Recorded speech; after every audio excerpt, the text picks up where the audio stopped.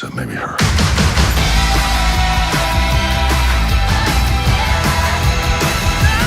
Hey guys, welcome to Peter Parker Movie Reviews, and today we're going to talk about Guardians of the Galaxy Volume 2. I've been waiting a long time for this movie. I was a huge fan of the first one.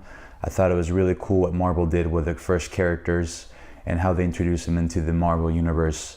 And I've always been a fan of these James Gunn's movies, especially the ones that involve kind of quirky characters and very funny plot lines. And it's surreal. It's a surreal movie, and it fits in with Marvel pretty well. It's one of the few Marvel movies that actually takes a risk and does something different and funny and new. So before we get started, we're gonna enter into small spoilers. I'm sure everybody's seen the movie by now, especially now that I posted this a lot later. And the reason for that is because I was doing some stuff with Free Comic Book Day, and I was really busy that day. Of course, I'm a huge fan of comics, if it's not obvious enough, and that's why it's out today. So at the start, we start at Missouri in 1980, which is kind of cool because I am from Missouri myself, and it was just kind of weird to see like Missouri in the 1980s, and it was just like the origin of Star-Lord, and it was pretty cool to see that. You don't really know what's going on in the beginning. It's kind of like a mystery, but you get to see Star-Lord's mom, and I'm a little disappointed that we don't get to see more about Star-Lord's mom and how they met. But if you read the comics, you know how it all goes down. I was not a fan of the gold people or the golden people, but I did like how they used 80s arcade video games into their spaceships, and it was kind of a cool tip of the hat to the 80s video games. I'm gonna be honest, a lot of these jokes in the film did not land, and a lot of it was childish humor. A lot of it felt kind of like very PG-13 humor, or just kind of like really dumb humor. But I think it was meant for stoners. I think those jokes were meant for people who come in stoned and have a blast, because I went in there and I saw that a lot of jokes did not land, and some of them did land, don't get me wrong. Like, there was a lot of funny stuff and a lot of a lot of things that made me laugh. But I talked to someone who saw the movie too, and he was like, man, it was fucking hilarious. And I was like, well, yeah, but there is some like really dumb humor in there. He's like, no, it was really funny. Like, it's super funny if you see it high. It's a little biased, of course. I'm sure everything is funny when you're high, but maybe it was meant to be that way. Maybe it was done for like the stoners and to kind of have like a little kick out of it. Karen Gillan is Nebula, and I like Nebula. I think she's super cool. I like her character. And I think her backstory is really cool. I think her character is really cool. Karen Gillan is she overacts a tiny bit in the beginning, just a tiny bit, like a little over the top. Don't get me wrong, I love Karen. I've actually talked to her once, and she's super cool. She's a great person. I think she's a great actress. I've seen her in Doctor Who and other shows, and I think she's fantastic. But I think she might have misinterpreted the character with being too cartoonish, and maybe that's where that mistakes were taken. Or maybe it was James Gunn who was directing her to be more of a hot-headed character, and maybe it's not even her fault. It's just the direction that was taken into that character. But either way, it was just a little bit in the beginning, and I think her character is really cool, and I like the friction between her and Gamora. So it's not necessarily all bad. I'm just basically nitpicking. So there was a Howard the Duck cameo, and to be honest, I'm not a huge fan of him. I think he's kind of a stupid character that was invented by some guy in the Marvel comics, and I'm not a huge fan. So the fact that he's in it, I don't really care about it. Stallone is in this film, and it's really weird to see him here because he doesn't really fit in the Marvel universe. I don't think he as an actor fits in here in this universe. I know he's done other comic book movies, and it's justified to have him in a movie that is about comic books, but I just felt kind of surprised to see him here, and it's not a bad thing to see him in the Marvel movie. I think he's a cool actor, and I think he's done some cool stuff, but it was just like, Stallone, you're in this film. What are you doing in this film? Drax and Mantis are the best thing in this film, the best. I mean, they have the best chemistry, and the humor is so funny in this film with those two, because Drax is so socially awkward and Mantis is too.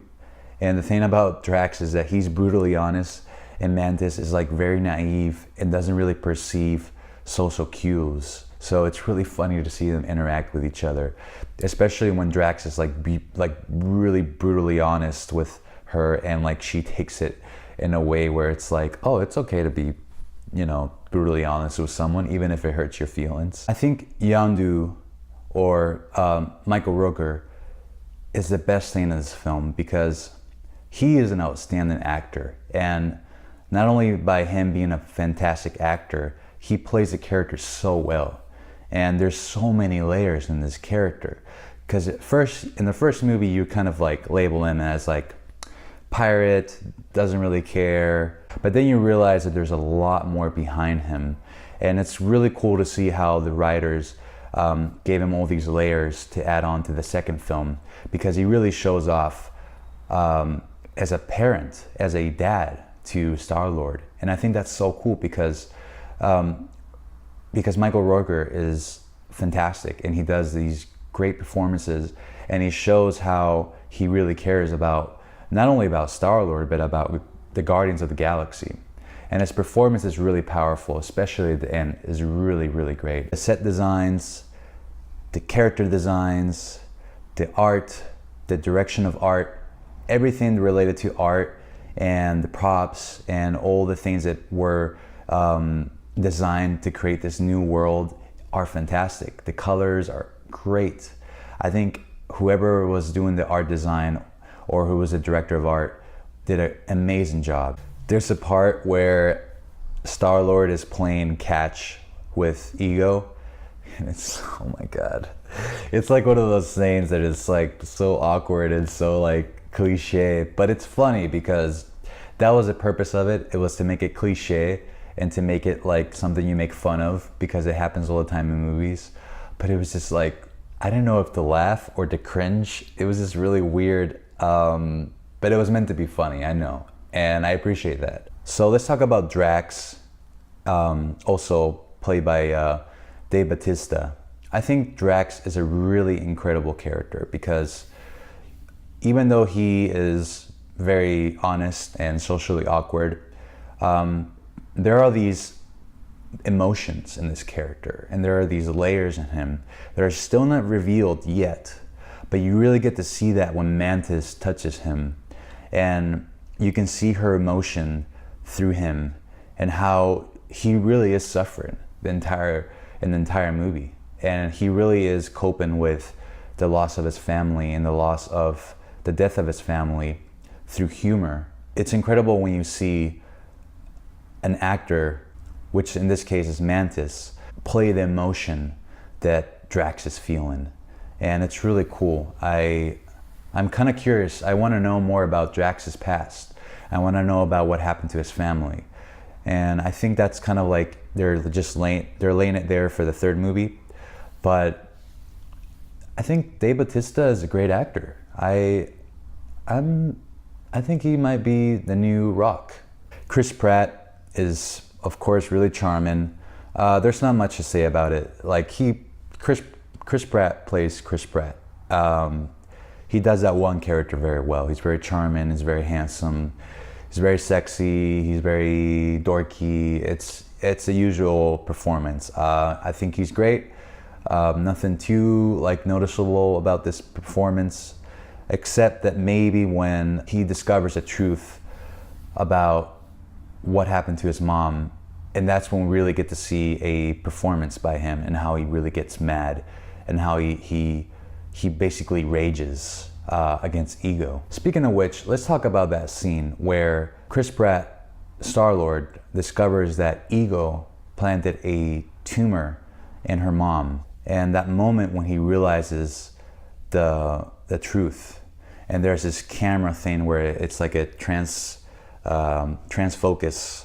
where it's kind of like the Jaws, when he sees this shark for the first time, and you can kind of see the angle like go towards the camera. And that was a great moment to use that effect, because that effect is not used very often in cinema. But when it is, it's usually in moments of realization, or when the character discovers something that's shocking. And I thought that was really appropriate for James Gunn to use that. As soon as he discovers it, he just starts blasting Ego, bam, bam, bam, and just like makes some holes everywhere in the body and just tries to kill him. Yeah, that's one of the darkest moments of the Guardians of the Galaxy, is when you discover that. Another thing I noticed about this film is that there is a lot of close-ups. There's a ton of close-ups where you get to see the character's face. I didn't notice that in the first film, but in the second film, there's a lot of that. And I'm wondering why James Gunn did that. Because usually it's like in overly dramatic scenes where basically, like for example, Nebula is like saying how much she hates her sister, and just like there's this close-up of her like really, really close to her face. And then it cuts back to the other guy, and he's like, well, I just meant to say something else. But anyway, the use of the close-up is really appropriate. And you can see why James Gunn is a good director. There is the coolest Stan Lee cameo, the coolest. I mean, you know those theories about the Watcher, which is like this Marvel character that basically watches over the entire universe of Marvel. And he like knows everything and sees everything. He's basically like a god, but like an alien version of God. And there's this theory that's always been around of how Stan Lee is always in every movie because he is one of the Watchers. He is one of the people that keeps an eye on all the characters of the Marvel Universe. And it's so cool to see Stan Lee sitting on a throne talking to other Watchers. I mean, how cool is that? It's so cool. And if you guys don't know who the Watcher is, I'm gonna put a picture right over there showing you who he is. And you can look him up, and basically it'll explain everything about this guy. But it's so cool to see because it makes total sense. It makes total sense to see Stan Lee as a Watcher, as one of the Watchers. There's also a really funny cameo of David Hasselhoff as like the ideal dad for Star-Lord, and I think that was really funny. There's a lot of pop culture references, but I think that's like the best one, to see David Hasselhoff. And especially in the first movie, because you hear Hooked on a Feeling, and every time I hear Hooked on a Feeling, I think of that stupid music video with David Hasselhoff flying. I don't need no cure.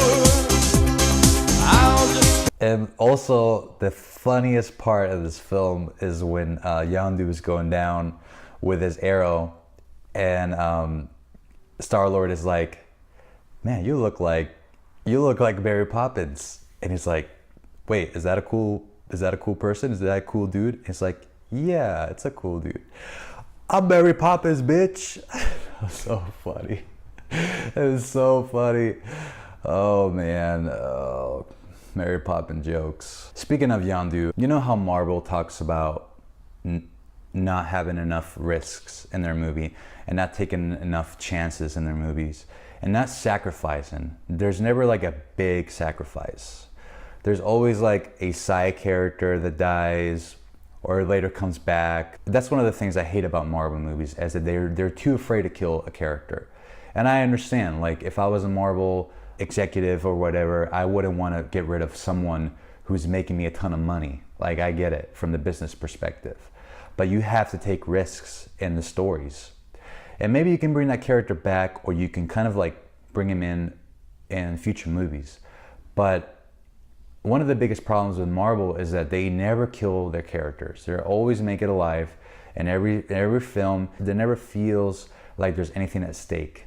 So when you get to see Yondu die, it was shocking for me, because I love that character. And even though he's not one of the Guardians of the Galaxy members, he sort of is in the comics.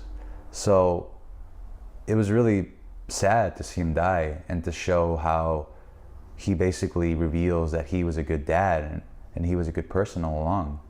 There's one thing I like in this film, and that I also dislike at the same time. And that's when Star-Lord fights Ego in this big like fight where Star-Lord discovers his powers and almost like a godlike, and he fights his dad, and his dad becomes this huge like mecha like monster, and then Star-Lord is also becomes a huge monster, but he becomes like a Pac-Man. And it just kind of like, it's a moment where it's funny because we've seen in Hollywood films these like really surreal, like over the top, like overkill monster fights where it's like huge thing versus huge thing fight now, like be entertaining, be fun, and it doesn't end well, it doesn't like fit in well. And maybe it's like making fun of that by adding a Pac-Man, and it just kind of, it was so funny, but at the same time, I was like, was it the right moment to make that joke, or does this fit in well? Another thing about the film is that we absolutely do not hear anything about Thanos at all, and I wish they talked about him. I wish they kind of put some stuff in there for the Infinity Stones, but they don't. So we're just kind of like in the dark about what happens to Thanos. We'll see. Maybe it'll be on the next Marvel movie.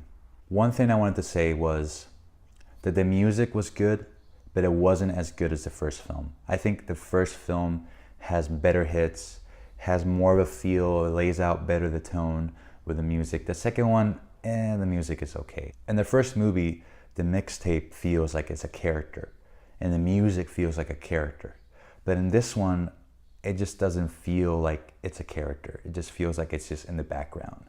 And I think that's what it was missing, is the music was kind of short. It didn't quite hit the tone as it did in the first one. And then there's this joke about how his Walkman is, destroyed, and then they gave him a Zune. I don't know why they gave him a Zune, and they make a joke about how it has 300 songs in it, and Star-Lord is like, whoa, like technology and Earth is evolving, or whatever, I don't know. But it's just like, they should have just fixed this mixtape, or they should have given him like a cool new like tape thing, but instead they just give him a Zune. So yeah, it's fine. It's just one of those things that maybe they should have taken out of the movie. Well guys, I really like this film. I don't love it as much as the first film, but I still enjoy this film a lot. And I had a hard time picking the rating for this one, but I think I'm gonna give this movie 4 out of 5 stars. Thank you so much guys for watching. If you like this review, please hit a like. It means so much to me. And probably the next time you'll see me is gonna be in the next Alien movie. So I'm probably gonna do a review on that.